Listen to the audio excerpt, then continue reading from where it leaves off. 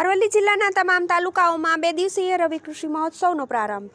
ખેતીવાડી વિભાગની વિવિધ યોજના લાભાર્થીઓને મહાનુભાવો હસ્તે હુકમો વિતરિત કરાયા।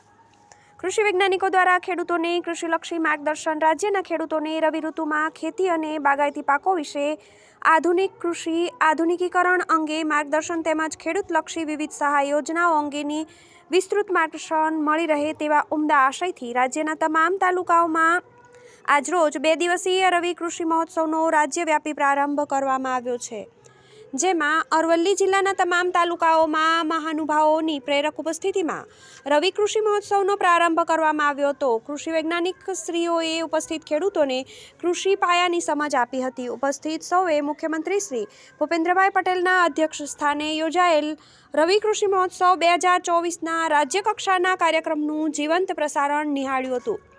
ઉપરાંત ખેતીવાડી વિભાગની વિવિધ યોજનાઓના લાભાર્થીઓને મહાનુભાવો હસ્તે હુકમો વિતરિત કરવામાં આવ્યા હતા। આ કાર્યક્રમમાં અરવલ્લી જિલ્લા ભાજપાના તમામ હોદ્દેદારો હાજર રહ્યા હતા।